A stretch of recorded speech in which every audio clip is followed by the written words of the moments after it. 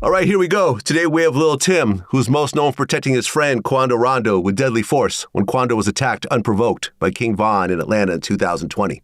When we first spoke a couple years ago, Tim was still being charged for the shooting, so I waited until all the charges were dropped before reaching out for an interview. Well, those charges have all been dropped, so now we can speak about it. So, long last, welcome to Vlad TV. Well, it's your first time here. I want to start in the very beginning. So, you grew up on the east side of Savannah? Yeah, I grew up on the east side of Savannah. Yeah. Okay, and you were raised by your mom and your grandmother? Yeah, I raised by my mom and my grandmother. Okay, how many kids were there altogether? Staying at grandma's house, you had really just my mom kids, so you like just me, my two brothers on my mother's side, and my sister on my mother's side, as kids-wise. Okay, and what was your relationship with your dad? Relationship good. It's just like he was always there for like sports and stuff. I didn't live with him, but the relationship's still good. He tries his best like to be there when he can and stuff like that. Not saying like he wasn't missing in my life or nothing like that, but I just didn't stay with him and be with him all the time. But we for sure kept a good relationship. Well, you said that growing up, your family didn't have it all, but you weren't living in poverty at the time. Yeah, it was stuff like that. You know, like stuff that you want, you probably couldn't get everything, but I wouldn't say like it was the bare minimum, but you couldn't get everything you wanted, though. What do you think during that time was the hardest thing you had to deal with growing up? At that time, well, I wouldn't say elementary. I couldn't really say because I don't think I was like at that point where I really understand where everything was going on. But it's like in middle school, it's like you got some kids who got different pair of shoes to go to school with every day, and you don't. So you got shoes to go to school with, but you don't have a different pair every week. And then you got other kids who getting new pair of shoes every week. You still wearing like your same shoes that you started school year with. So it's kind of be like you kind of wanted to get a little more clothes and stuff or have more, but you really just had to take care of what you got and go from there. Yeah, like that type stuff at the beginning. Well, you said that in the beginning you were actually into sports a lot, football, basketball, etc. Yeah.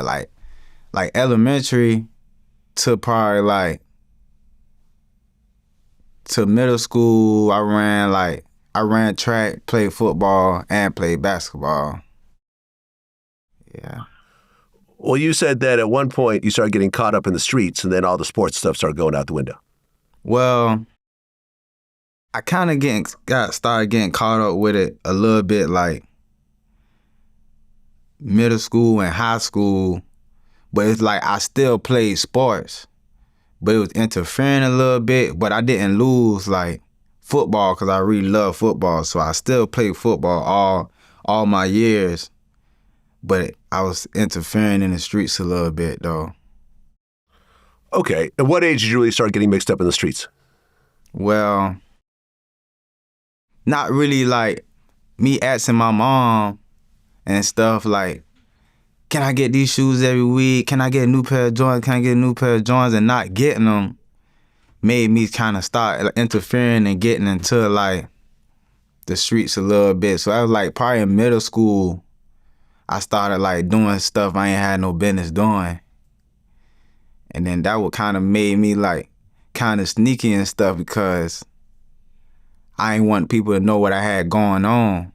So I just did it on my end. And if you just knew, you knew, but it's like, it's not nothing I wanted nobody to know about. And it's like I wasn't doing it just to do it. I was doing it to get stuff I wanted. But at the time, it's like, I know I'm supposed to be doing it, but it's kind of making me happy because I'm finally getting what I really want. During that time, were you getting arrested at all or no? Nah, I wasn't getting arrested at all. So it's like, I wasn't learning my lesson. Okay, so at what point did you meet Quando Rondo? I met Quando like I met him a time before, but this didn't made us like, my first time meeting him was probably like high school, but like the beginning of high school around like 13, 14, 15 and all that. But that wasn't our first time meeting him, wasn't what made us real close. It was just a meet like, oh, this so-and-so, this so-and-so, and it kept going like that. But then it's like, as time was going by, before he was blowing up in the rap and stuff, he was already rapping. And we just started like, kept coming around each other and getting close like that. Now, it's around no type of age though, like 14, 15 and stuff like that. Right. And Rondo had been rapping by that time for years because he had been going through the juvenile system and rapping, Right. In juvie and everything else like that. So by the time you met him, was he kind of polished in terms of his style?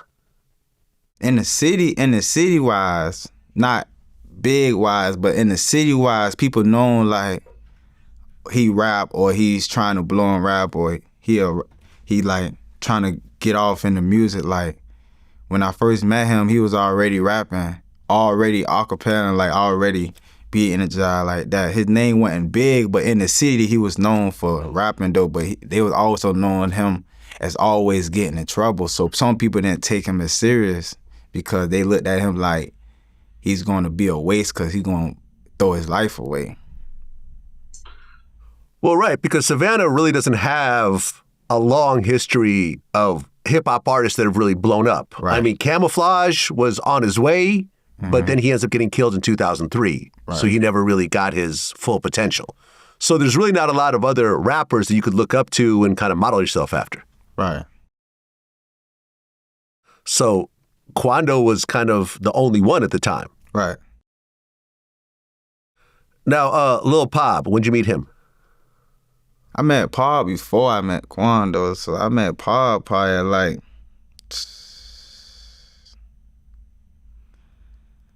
I want to say like, I met Pab probably like 11, 12 years old. Something like that, about 12 years old, I knew Pab. I met Pab.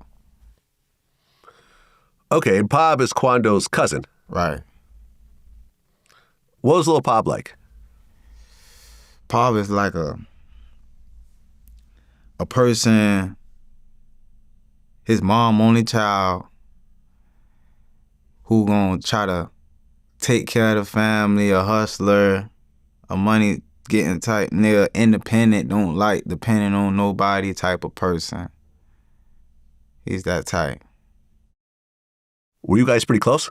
Yeah, we was close. He was close, my boy. Yeah, I'm sorry for your loss, man.